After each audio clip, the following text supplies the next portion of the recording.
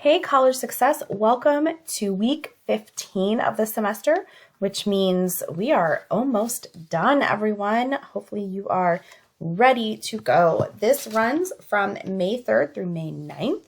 So everything will be due May 9th. You do have a discussion post this week. So I know you just had one last week and you normally don't have two back-to-back. However, with week 16 being our very last week and the final project being due, I just bumped up the discussion form, and it's reflected in your syllabus, but just in case you thought it was weird to have two back-to-back since we normally don't.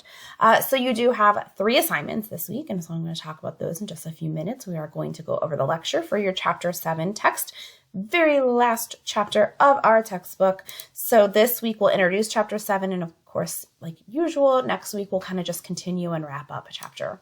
So this is all about kind of like reflecting on progress and celebrating success, and just really it's fitting for the end of the semester about how, we should be looking back and reflecting on what we have done throughout the semester. Have we met our goals? So reflecting on progress, our first bit says, we should be constantly in this mode of self-regulating or self-reflecting, meaning we've set a goal. So maybe at the beginning of the semester, your goal was to get a 3.5 GPA. As you've gone throughout the semester, hopefully you've been thinking, okay, how is this going? What am I doing to reach my goal? Am I using my time effectively to reach my goal? Am I using the right learning strategies? So all of those should kind of be considered. And then, is it working? Is it not working? Should I adjust should I adjust my actual goal, or should I adjust my learning strategies? So really thinking about that, because the more you reflect, the more likely you are to succeed. And you want to use feedback as part of your reflection process. And there are 2 kinds of feedback in general. Cognitive, which is during the process. So as I'm studying my material using flashcards or whatever it might be, am I aware, is this working or not? Should I change my method, or am I understanding using this method? I had a student one semester use flashcards for her vocabulary quizzes, and she just wasn't doing well. And I said, okay, well, why do you use flashcards? She goes, well, I don't know. That's just what my teachers in high school said that was best to do. And so we came up with a plan, like different study strategies, and her grades slowly started to improve because she noticed that with flashcards, she wasn't really learning. She was just memorizing, and that wasn't helping her. Flashcards are helpful, but for her, it just wasn't doing what she needed to do. So that was cognitive. Outcome is kind of what it sounds like. What is the outcome? When you get your grade or assessment or feedback back, how can you use that to move forward? If I did well, what can I continue doing well? If I did poorly, what do I need to correct for next time? So those are different kinds of feedback. We also want to be honest with ourselves when it comes to self-assessments. So if you're studying, be honest, like, yeah, you know what? I really don't know this. I need to invest more time. Or you know what? I'm feeling pretty confident. Because what they found in this research study, and that's more in detail in your textbook, is that students often felt overconfident, meaning they have illusions of competence. So they would study and be like, oh, I got this, thinking that they were good to go, and they stopped studying too soon, and then they ultimately didn't do as well as they could have had they kept up with the pace of studying. As we study and as we learn, mistakes are part of the process. And so attribution theory is like looking at how do we attribute our success and failures? What do we give credit to? So maybe you've known someone who, it's never their fault. Nothing goes their way, and it's never something in their control. That's a pretty negative way of looking at that. The most productive way to view success and failure is something internal. So you caused the success or failure. Maybe you studied enough or you didn't study enough. You invested a lot of time and energy or you didn't. And then changeable. Because of that, you have the power to change and be more successful or to stop failing. If you can recognize that it is internal and changeable. Now, I understand sometimes there are things that are external to us that happen, but for the most part, maybe we don't manage our time well. Maybe we don't take things as seriously as we should. And so those things are a little bit more internal and changeable. Also, this time of the semester, I think it's nice to talk about motivation. We want to be motivated. We're almost done, so close to the end. And so how can we just kind of push through now or anytime we feel our motivation lagging? And so there are different theories of motivation. The first one is behavior Most of us are motivated by this. Think of it as a kid. You were motivated to get chore money, to get treats, to something, behavior, or you avoided consequences. You behaved so you didn't get punished. You behaved so you didn't get, some kind of reward taken away from you. We're the same with it as adults. We are behaving in such a way because we want a grade. We want a job. We want a raise. That's still behavior. It's just a different, form of behavior, a different form of reward now that we're adults. So that is one theory of motivation. Another one is cognitive theory, that our thoughts have a direct effect on our behavior and our motivation. Like if we are constantly thinking, I can't do this, I'm not smart enough for this, I'm not able enough to do this, well then, we're not going to be able to do it. So we want to challenge unproductive thoughts. So what does that mean? So anytime you have a negative or unproductive thought, you want to kind of wait and think, whoa, why did I think this? Is this really true? Is this what other people think of me as well? Not that is necessarily important, but sometimes kind of checking in and seeing, is this the way I view me, or is this how everyone views me? How do I know this is true? Are there any other interpretations for this? And then try to turn those more positive. So, I'm not going to pass this test. All right. Stop and ask yourself, well, why do I think that? Did I study? How well do I know this? Could I pass it with a C? So start challenging those unproductive thoughts. And part of that is building your self-efficacy, your belief in yourself. So, asking for help, know that mistakes are going to happen, and just kind of know that that's part of the learning process. Reflect on your experiences, take risks. All of those things are going to build your self-efficacy. Another theory is humanistic, meaning all of us have the ability to succeed and meet our goals, but we have to have certain things met first, which is what ties in Maslow's hierarchy. We need to meet these things before we can actually succeed. We need to have our basic needs met. Eat, sleep, that kind of thing, like our very basic human needs. Then safety. We need to have a sense of physical and emotional, mental safety. We need to feel like we belong. We need to feel like we're a part of a community or a part of a family. We need to build our esteem, and then we can reach our actualization up there. And then the last motivator, that the theory of motivation, is that people around us motivate us or drive us to do something differently because we don't want to end up like that person. So it's important, though, to surround yourself with a positive network, people who are going to build you up, who are going to help you, not bring you down. All right. From there, we talk about managing stress because, again, it's a really stressful time of the semester. Some stress is healthy. You want to have some stress because it lets you know that something's important, and it's also going to push you a little bit, but you don't want too much stress. So what can we do? All these things you've probably heard for years.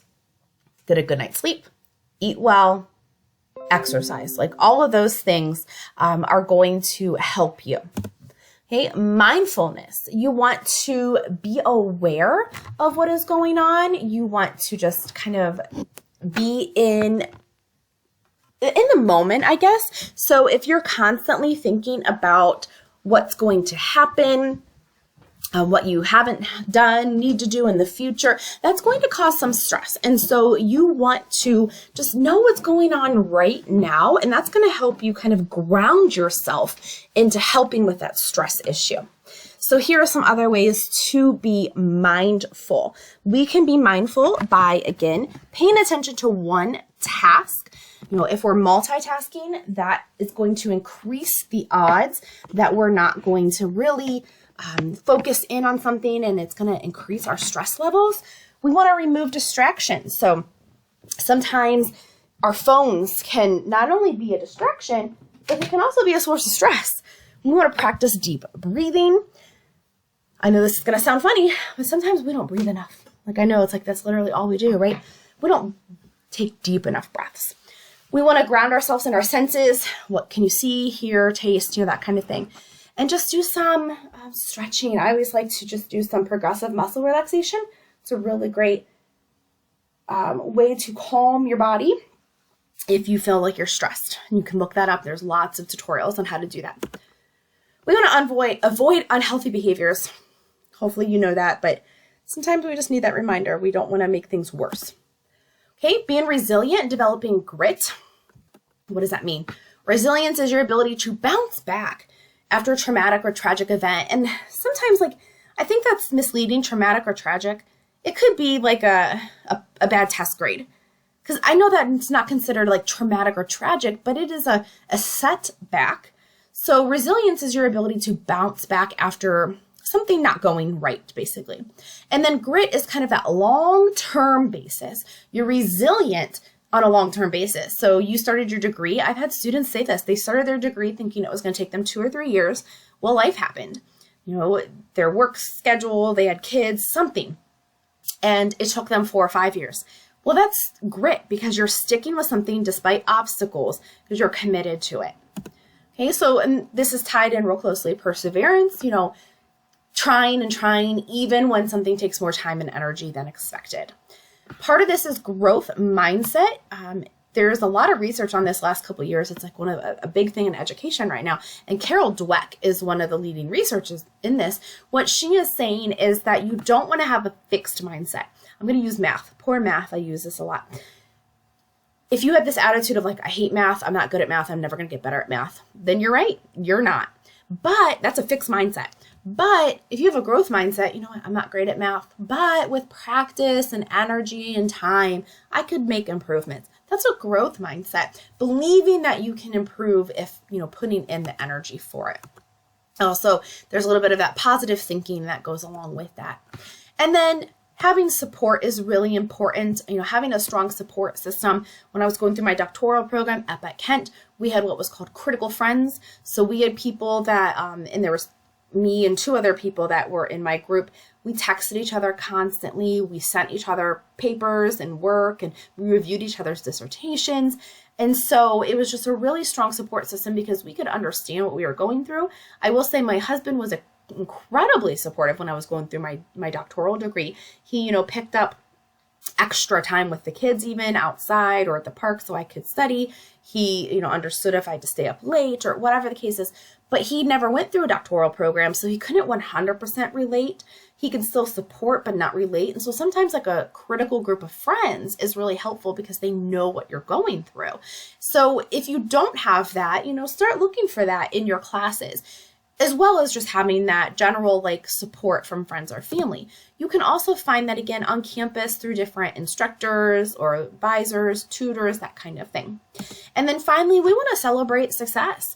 You want to share when you've done well. Why? Well, it improves your motivation. You share success with people, they're proud of you, it motivates you to keep doing well, it improves your overall well-being and happiness, and improves self-efficacy. So you do want to take time to acknowledge when you've done well. All right. That is your Chapter 7 lecture. So we're going to go ahead and get into the assignment folder. As I said, we have 3 assignments this week. So just real quickly, your Chapter 7 discussion. This is due Wednesday for your week 15 attendance. So make sure you post your original response, and it has to do with what we just ended.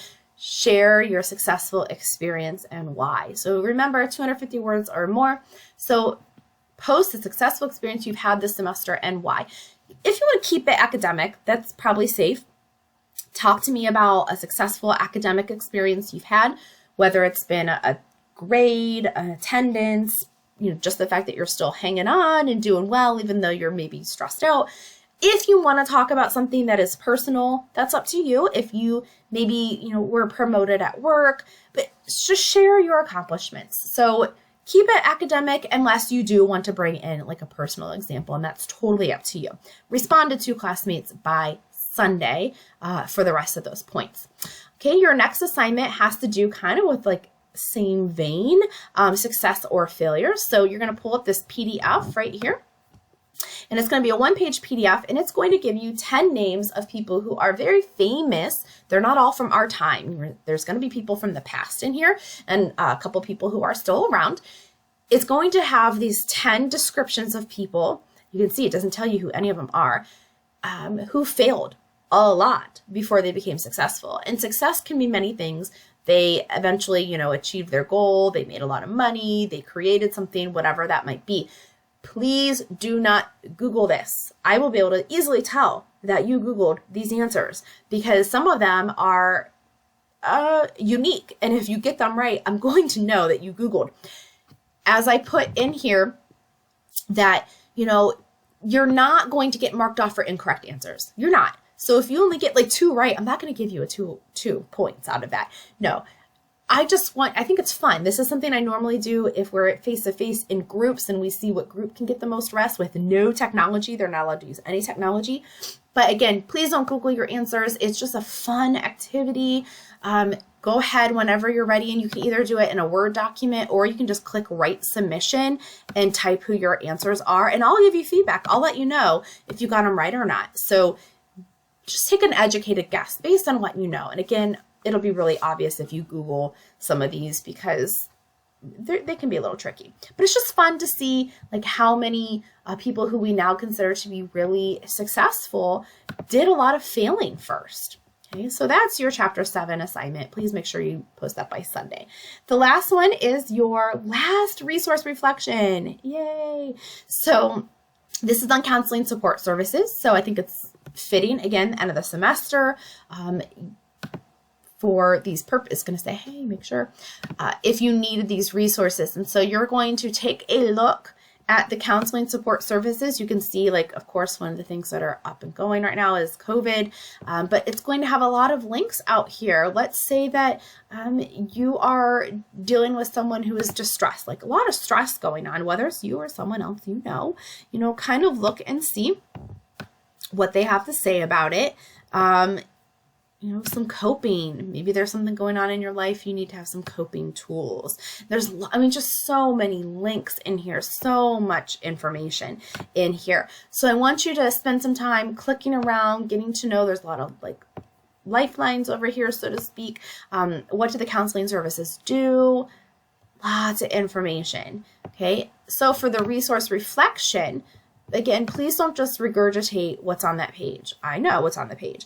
Tell me how you or someone you know could benefit from this resource. And you don't have to give away too many personal details. You don't have to go into your whole life story, but you can just kind of give me a general, how can you or someone you know use this resource? If it's not you, how can someone you know, or why would you pass this information along to someone else?